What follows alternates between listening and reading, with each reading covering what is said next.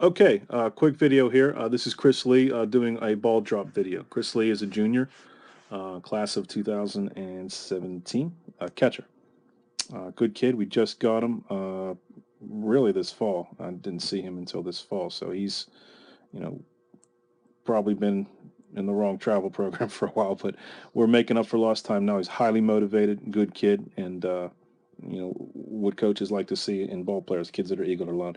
So this is Chris, mind you, after working out for 2 hours in the gym. This is him coming outside and getting some drill work in.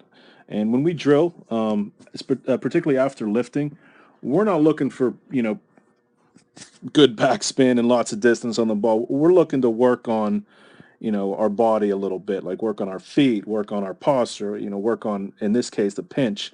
And because, the muscles are tired, they're just fatigued. So you can pick up a lot of bad habits if you hit after lifting.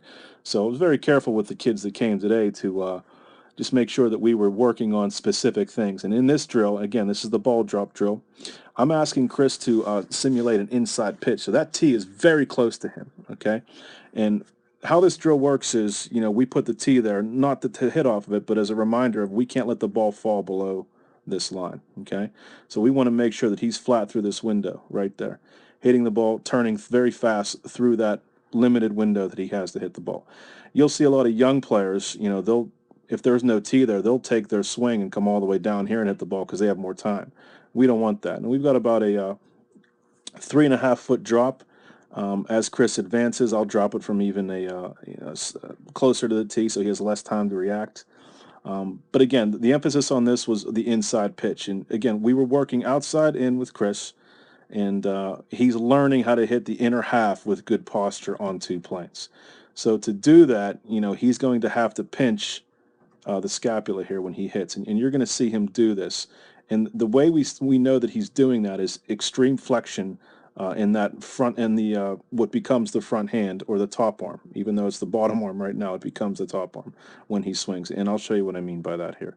So he's going to start his swing here, okay? And again, like we always say, I kept that blue cursor on the elbow. And again, forgive me, I'm awful, with these cursors sometimes. So I'm going to get a different color here and go red and show you, where the swing starts. As always, it starts with that heel slamming down. And he's going to do that here pretty soon. So there's the heel coming down right there. I mean, there it is coming down. And then he's starting to turn through that window. And an impact right here. Again, there's that shoulder pinching. And look at the great flexion that he has right there. Okay? That is hitting an inside pitch with your hips and with real power. The old school hitting theories would be like, you got to get the inside pitch way out in front. Well, what if that inside pitch ends up being, a cut fastball that runs away from you? And then it's too, you're not going to hit that ball if you're trying to hit the ball way out front. So, we let the ball travel no matter where it's pitched to us, inside and outside, as long as it's in our kill zone. And the kill zone, again, is not an arbitrary thing like the strike zone. The kill zone that we teach, is anything we can get the barrel on hard, okay?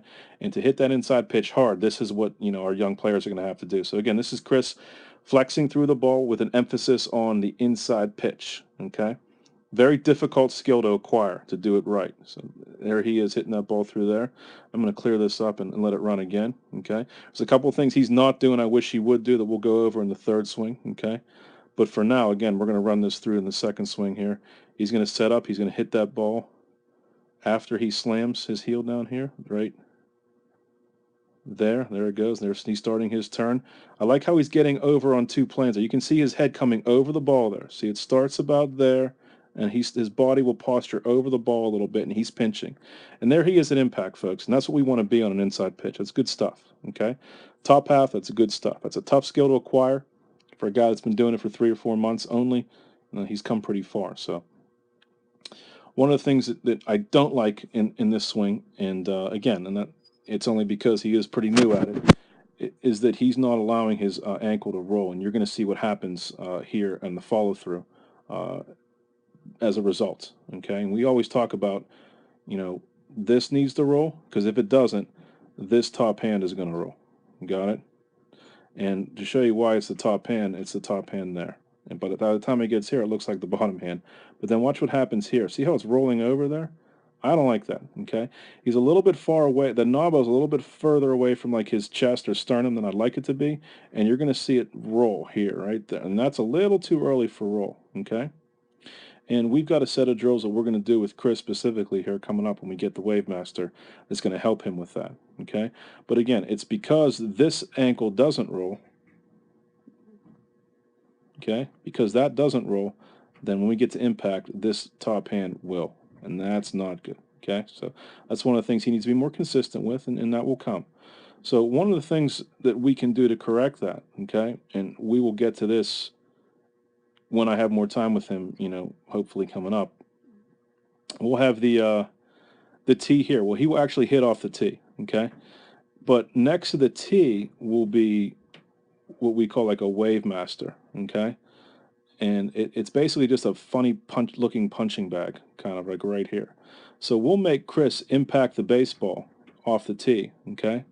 We'll make him impact the baseball, you know, right here off the tee, and then he's going to have to take his swing, okay? Hit the ball there, and then continue and hit the Wavemaster. Now, if he rolls over and hits that Wavemaster like that, that's going to hurt his wrist like hell. So that's why having the Wavemaster is so key. So once he once he makes contact, he's going to stay palm up, palm down until he hits that Wavemaster. It's a way of teaching kids to stay in the proper position, and hopefully that will help him turn on his hips to allow that to roll and not the top hand that you're seeing roll right there. Okay, that's one of the things we're going to introduce to Chris and a couple of the other kids that, you know, that are willing to work on their swing to take it to the next level, and something that I'm sure that he'll embrace and do well with. So that's one of the things that he can work on in his swing. But again, on days like this where you're just getting some swings in, especially after you're lifting, you want to work on one skill and not worry about the total package right now. And today we were clearly worried about that pinch right there, and he did it. And so if he can acquire that skill, and that's really all we're after for that day. Okay, the muscles are tired. He's been working out for 2 hours. We just want to work on one thing. Take one thing away from our 15-minute cage session that he can add to his swing down the road. Okay, and there's the ball drop in all its glory, flat through the window, little ankle roll, and this will be perfect. But that contact right there, flexion and impact, top and bottom hand, that's what we're after. Good job, Chris.